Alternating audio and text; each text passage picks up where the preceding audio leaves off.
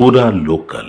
అమెరికాలో ఉంటున్న మన భారతీయులు, ముఖ్యంగా మన తెలుగు వాళ్ళు ఎవరైతే అమెరికాలో ఉంటున్నారో వాళ్ళు హైదరాబాద్లోనే భూమి ఎందుకు కొనుక్కోవాలి? ఎందుకంటే Hyderabad is a well developed city now. ముందటి వరకు డెవలపింగ్ సిటీ అన్నాము, ఇప్పుడు డెవలప్డ్ సిటీ అయింది అది. So on auto pilot mode now.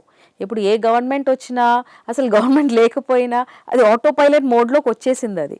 So A area ఎంత ఫ్లక్చువేట్ అవుతుంది, ఏ ఏరియాలో మనకి ఎక్కువ స్కోప్ ఉంది అనేది ఇప్పుడు అంతా డిజిటలీ ఆన్లైన్ అవైలబుల్ ఉంది. దాన్ని బేస్ చేసుకొని పీపుల్ ఆర్ బయింగ్. ఎందుకంటే ఇప్పుడు నేను ఇన్వెస్ట్ చేశాను అనుకోండి, ఇప్పుడు గోల్డ్లో పెడుతున్నాను అంటే గోల్డ్ పెరుగుతుంది కాబట్టి గోల్డ్లో పెడుతున్నాను. Similarly is land also. ల్యాండ్లో నేను ఇప్పుడు పెడుతున్నాను అంటే land over a period of time it is giving appreciation అది. సో డెఫినెట్లీ ఎన్ఆర్ఐస్ అందరూ కూడా హైదరాబాద్లోనే ఇన్వెస్ట్ చేస్తారు. ఖచ్చితంగా. అంటే ముంబైలో, ఢిల్లీలో చేయట్లేదు. అక్కడ కంటే కూడా Hyderabad is more safe.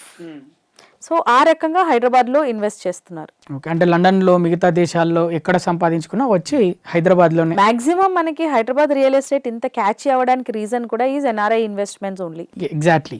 And one more thing madam, ఇప్పుడు గత 2 సంవత్సరాలుగా రియల్ ఎస్టేట్ ఇక్కడ ఇక మన లోకల్స్ ఎవరైతే ఉన్నారో, మన తెలంగాణ వాళ్ళు, ఏపీ వాళ్ళు, మన ఏపీ వాళ్ళు, అలాగే ఇక్కడ వీళ్ళు రియల్ ఎస్టేట్ అంటే తగ్గింది అని ఎక్కువ ఇన్వెస్ట్మెంట్స్ చేయట్లేదు, కొనుక్కోలేదు అనే వార్తలు వస్తున్నాయి. మరి ఎన్ఆర్ఐస్ ఈ టైంలో, ఈ 2 yearsలో వాళ్ళు కొనుక్కున్నారా? మరి ల్యాండ్స్ అలాగే ఈ యూనిట్స్ ఏమైనా హైరైజ్లో కొనుక్కొని అలానే పెట్టుకున్నారా ఈ 2 yearsలో? నేను దీనికి ఒక మంచి ఎగ్జాంపుల్ చెప్తానండి. నేను 40-45 years నుంచి హైదరాబాద్లో ఉన్నా. గజం 1000 రూపాయల నుంచి చూశాను, గజం 4 లక్షల వరకు చూశాను నేను. ఇప్పుడు నేను వెళ్ళి గచ్చిబౌలిలో ఇప్పుడు మామూలు ప్లాట్లు అంటే పాతదా 2 lakhs, 2.5 lakhs, 2.4 అలా చెప్తారు. అక్కడ వెళ్ళి నేను ల్యాండ్ కొనాలంటే బా ఇంత పెట్టాలా, ఈ ల్యాండ్కి అంత సినిమా లేదులే, మొన్నటి వరకు 80,000 ఉండే, మొన్నటి వరకు 1,00,000 రూపాయలు ఉండే అని మనం వాపస్ వస్తాం. కానీ a person coming from Delhi or north India or somewhere from anywhere of Hyderabad, I mean north India సైడ్లో, ఇప్పుడు ఢిల్లీలో మీరు చూసుకుంటే ఒక 800 SFT ఫ్లాట్కి వాడు మినిమం 40-45,000 రెంట్ కడతాడు మంత్లీ. వాళ్ళు అదే మన హైదరాబాద్కి వచ్చి చూస్తే ఎంత హై రైజ్లో తీసుకున్నా మీకు 50,000 ఉంటుంది 2 BHK. సో వాళ్ళకి ఇది చాలా చీప్ కనపడుతుంది. అవును, కాబట్టి హైదరాబాద్నే ప్రిఫర్ చేస్తారు. సో హైదరాబాద్ని ప్రిఫర్ చేస్తారు. And the next thing is the safety matters. As I told you, Hyderabad is a very very safe place to stay. So ఆ సేఫ్టీని కూడా వాళ్ళు మనసులో పెట్టుకొని they prefer buying in Hyderabad.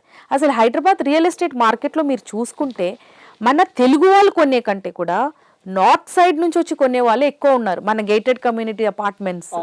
Okay, so మన తెలుగు వాళ్ళని మాత్రం బేస్ చేసి హైదరాబాద్ రియల్ ఎస్టేట్ ఎప్పుడు రన్ అవ్వలేదు. ఎన్ఆర్ఐస్, నార్త్ ఇండియన్స్ వీళ్ళందరూ కలిసి హైదరాబాద్ రియల్ ఎస్టేట్ ని డెవలప్ చేశారంటారు. అంతే, ఎందుకంటే బయర్స్ అంతా మాక్సిమం వాళ్ళే. ఇప్పుడు మనకు ఊర్లలో నుంచి కొంటారు, వాళ్ళు స్టాండ్ అలోన్స్ కొంటారు, దానికంటే ఎక్కువ వాళ్ళ బడ్జెట్ ఉండదు. కానీ అదే ఒక నార్త్ ఇండియా నుంచి ఒక సాఫ్ట్వేర్ గై వచ్చాడు అనుకోండి, వాళ్ళకి 2 crores అంతా చాలా cheap. So that is the comparison for people అనమాట. ఎందుకంటే మనకి మైగ్రెంట్స్ ఎక్కువ ఉన్నారు హైదరాబాద్లో. Every year on an average 4-5 lakhs of people are moving to Hyderabad. Last year ఉన్న ట్రాఫిక్ ఇప్పుడు లేదు, బాగా పెరిగింది బాగా. ఎందుకంటే people are going on moving.